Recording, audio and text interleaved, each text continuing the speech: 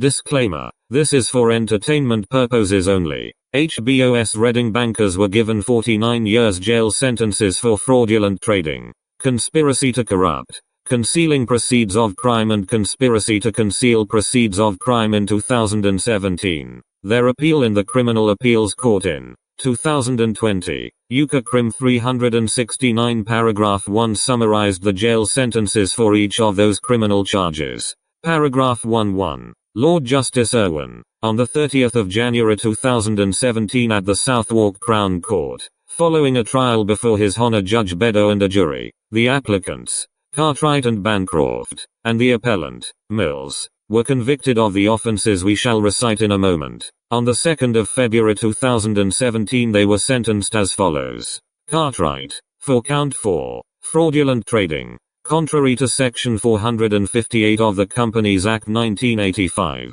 3.5 years imprisonment, and on count 6, conspiracy to conceal criminal property, contrary to section 1 of the Criminal Law Act 1977, 3.5 years imprisonment concurrent. Bancroft, count 1, conspiracy to corrupt, 6 years imprisonment. Counts 3, 4 and 5, counts of fraudulent trading contrary to section 458, in each case 4 years imprisonment consecutive to the sentence on count 1 but concurrent with each other. Finally, on count 6, the concealing of criminal property, 6 years imprisonment again concurrent, and therefore a total of 10 years imprisonment. Finally Mills, on count 1, conspiracy to corrupt, 7 years imprisonment. On counts 2 and 3, fraudulent trading, in each case contrary to section 458, 4 years imprisonment on each consecutive. On count 4, a fraudulent trading count, 4 years imprisonment concurrent. On count 5, 4 years imprisonment concurrent, and on count 6, 7 years imprisonment concurrent, and therefore a total of 15 years imprisonment. Ancillary orders were made. This session covers the various principles of fraudulent trading as 1. Dishonesty 2. Mischief 3.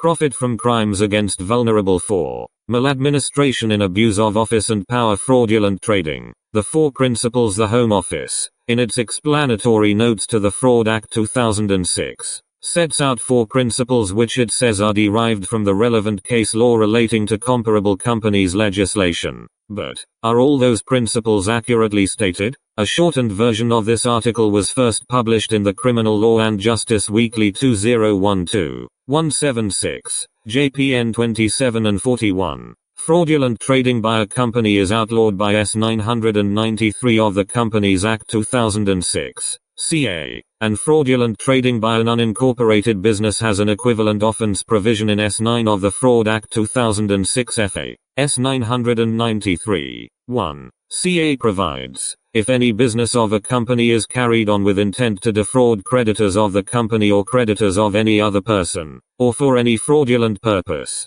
every person who is knowingly a party to the carrying on of the business in that manner commits an offense. Under S 9, 1 FA, a person is guilty of an offense if he is knowingly a party to the carrying on of a business to which this section applies. S 9, 2. Provides that, this section applies to a business which is carried on, by a person who is outside the reach of S 993 CA, offense of fraudulent trading, and, b. with intent to defraud creditors of any person or for any other fraudulent purpose. The explanatory notes which relate to the CA, and which were prepared by the Department of Trade and Industry, simply note that S 993 CA, apart from an increased penalty, restates S 458 of the Companies Act 1985. The explanatory notes which accompany the FA, however, and which were prepared by the Home Office in order to assist the reader in understanding the Act, are more extensive and, whereas they expressly state that they do not form part of the Act and have not been endorsed by Parliament, they are clearly intended to be influential. Paragraph 30 of those notes on S 9 FA states, a person commits the offense of fraudulent trading under the company's legislation if he is knowingly party to the carrying on of a company's business either with intent to defraud creditors or for any other fraudulent purposes. This section creates a similar offense that applies to persons knowingly party to the carrying on of non-corporate businesses in either of those ways. Fraudulent trading is in effect a general fraud offense, comparable to conspiracy to defraud, but requiring the use of a company instead of the element of conspiracy. The case law has established that dishonesty is an essential ingredient of the offense. The mischief aimed at is fraudulent trading generally, and not just insofar as it affects creditors. The offense is aimed at carrying on a business but can be constituted by a single transaction, and it can be committed only by persons who exercise some kind of controlling or managerial function within the company. It is intended that these principles should apply to the new offense in Section 9.2. Although the Home Office has set out 4 bullet points indicating principles which it says have been established by case law, it does not cite any authorities for them. It is submitted here that the third point is wrong as being couched too widely and the fourth point is wrong as being too restrictive. The Home Office is doubtless right in saying that the case law relating to the similarly worded companies legislation is applicable to the interpretation of both S993CA and S9FA. This includes not just the case law on the former S458 of the Companies Act 1985, but also that on the civil and criminal provisions in the former S332 Companies Act 1948 and the civil provisions in the current S213 of the Insolvency Act 1986. The latter provides, 1. If in the course of the winding up of a company it appears that any business of the company has been carried on with intent to defraud creditors of the company or creditors of any other person, or for any fraudulent purpose, the following has effect. 2. The court, on the application of the liquidator, may declare that any persons who were knowingly parties to the carrying on of the business in the manner above mentioned are to be liable to make such contributions, if any, to the company's assets as the court thinks proper, so far as the meaning of fraudulent purpose is concerned. S9. 5FA states that it has the same meaning as in S993CA. However, anyone expecting to find a definition of fraudulent purpose in S993CA will be disappointed. It is therefore necessary to look at the case law. In Re Patrick and Lyon Limited 1933, ch 786 at 790, Moam J. said, I will express the opinion that the words defraud and fraudulent purpose are words which connote actual dishonesty involving, according to current notions of fair trading among commercial men, real moral blame. In R.V. Grantham, 1984, 1 QB 675, 1984, 3 Aula 166. Grantham, Lord Lane C.J. approved a passage from the summing up of the trial judge, in relation to an offence under S332 Companies Act 1948, in which he said an intent to defraud arises when a trader knows he is stepping beyond the bounds of what ordinary decent people engaged in business would regard as honest. As for the meaning of knowingly, in Morris v. State Bank of India, 2003, EWHC 1868, ch. Patton J. said, knowledge includes deliberately shutting one's eyes to the obvious, provided that the fraudulent nature of the transactions did in fact appear obvious. It is well established that it is no defense to say that one declined to ask questions, when the only reason for not doing so was an actual appreciation that the answers to those questions would be likely to disclose the existence of a fraud. In Manifest Shipping Company Limited v Unipolaris Company Limited, 2003, 1 AC 469, Lord Scott of Foscote said, in summary, blind eye knowledge requires, in my opinion, a suspicion that the relevant facts do exist and a deliberate decision to avoid confirming that they exist. The suspicion must be firmly grounded and targeted on specific facts. The deliberate decision must be a decision to avoid obtaining confirmation of facts in whose existence the individual has good reason to believe. The 4 Home Office principles are now considered seriatim 1. Dishonesty is an essential ingredient of the offense. Although the word dishonesty does not appear in S993CA or S9FA, there can be no doubt that it is an ingredient of offenses under those provisions. Indeed, this was held in relation to the company's legislation in R.V. Cox and Hodges, 1982, 75 CR App Rep in Grantham, Ante. Lord Lane C.J. said that it was possible for the jury, if they thought fit, to come to the conclusion that the appellant was acting dishonestly and fraudulently if he realized at the time when the debts were incurred that there was no reason for thinking that funds would become available to pay the debt when it became due, or shortly thereafter. In Morris and Ors v. State Bank of India, Ante. Patent J said that the words intent to defraud obviously do connote actual dishonesty, but in the case of a secondary party, sought to be made liable under S213, 2, all that is in terms required is that that party should have knowingly participated in the carrying on of the business with intent to defraud. It is difficult to see how, in practice, a conscious decision to participate in transactions which are known to be fraudulent does not constitute dishonesty. 2. The mischief aimed at is fraudulent trading generally, and not just insofar as it affects creditors. This proposition is correct and is, in essence, what was held by the Court of Appeal in R.V. Kemp, 1988, 1 QB 645, in rejecting an appeal under S332 Companies Act 1948 on the footing that the relevant victims were customers not creditors. In Morphitis v. Bernasconi, 2003, UCA Civ 289, Chadwick L.J. said, "It is not, in my judgment, a precondition of finding the relevant intent to defraud creditors or other fraudulent purpose, that there has been an incurring of credit. The relevant detriment, as in Kemp, may not involve the incurring of credit, and indeed the relevant intent may not, in a given case, succeed. The obtaining of credit can be relevant intent to defraud or relevant fraudulent purpose, but it would be wrong to elevate the obtaining of credit to a requirement of liability under S213, Insolvency Act 1986.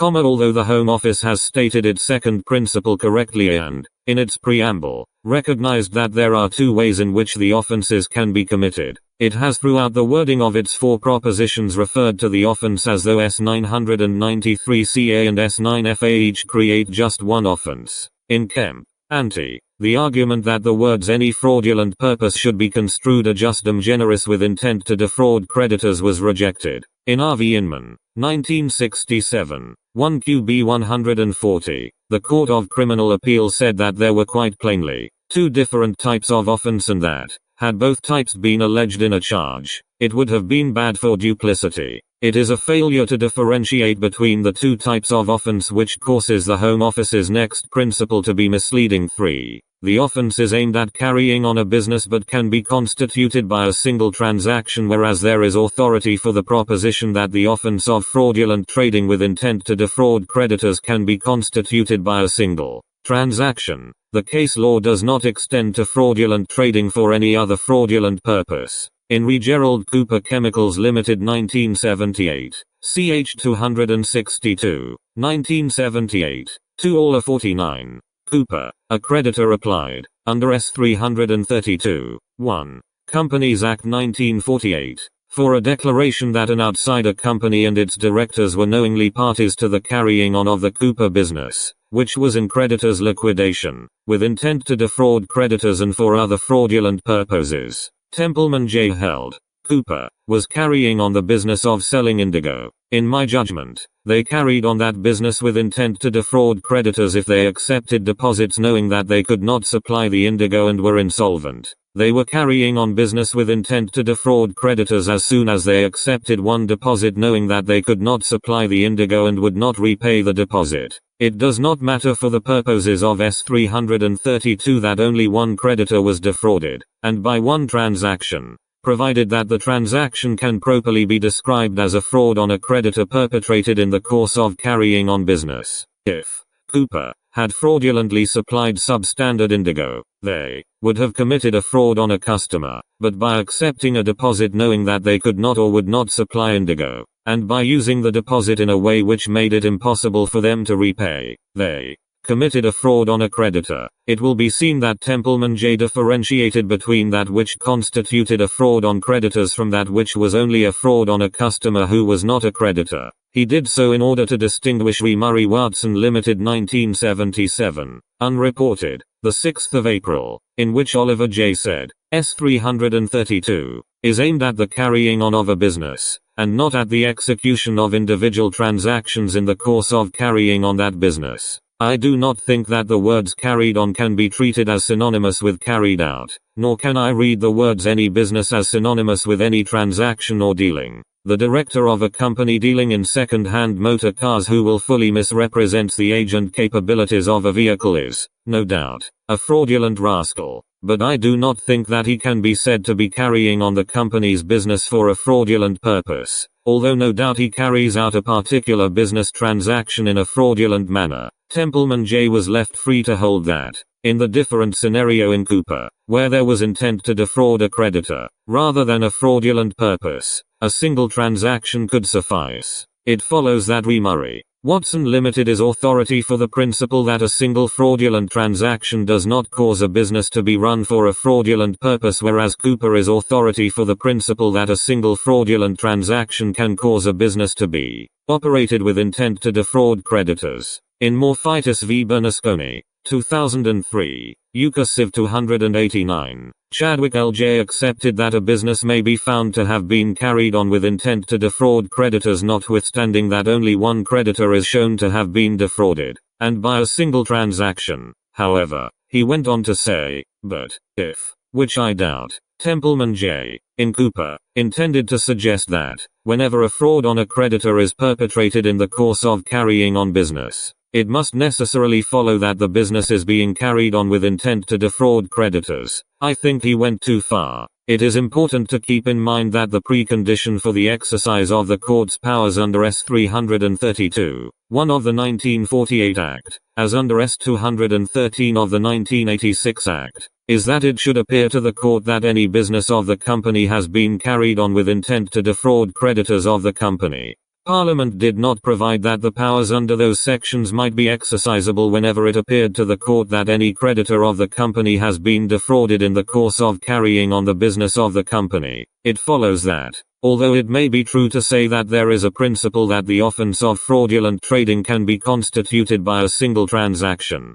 it does not apply where the offense is based on a fraudulent purpose other than the intent to defraud creditors, and, even then, a single transaction will not suffice in every case. Common sense dictates that a business cannot be properly characterized as having a fraudulent purpose when but a single transaction was carried out fraudulently, unless perhaps it can be shown that the business was only set up in order to perpetrate that single fraud. It is pertinent to note that Archbold, Criminal Pleading, Evidence and Practice 2012, at paragraph 3118, states, a single large transaction may constitute the carrying on of a business for the purpose of the Act. Cooper. Although the section is primarily aimed at the carrying on of a business and not at the execution of individual transactions, misleading one creditor over a short period in relation to one debt was held not to be fraudulent trading under the similarly worded Insolvency Act 1986, S. 213, Morphitis v. Bernasconi,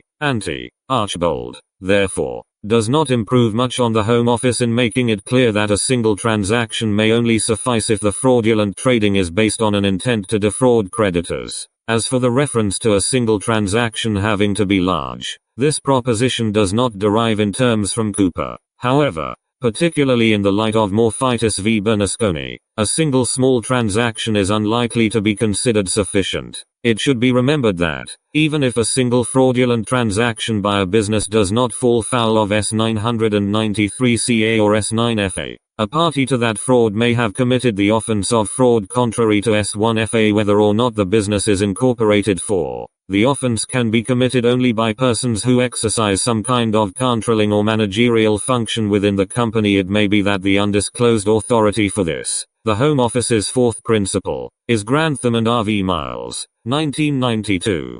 Crimel R. 657, Miles. Indeed, Archbold states, at paragraph 3119, in Miles, the Court of Appeal approved the words of Lord Lane C.J. in Grantham, that the section is intended to cover those who are running the business, meaning exercising a controlling or managing function. However, in Banque Arabet International d'Investissement Sa v. Morris 2001, 1 BCLC 263, Banque Arabe, Neuberger J. said he did not consider that the decisions in Grantham and Miles assisted the proposition being made in that case. That proposition was all but identical to the Home Office's fourth principle.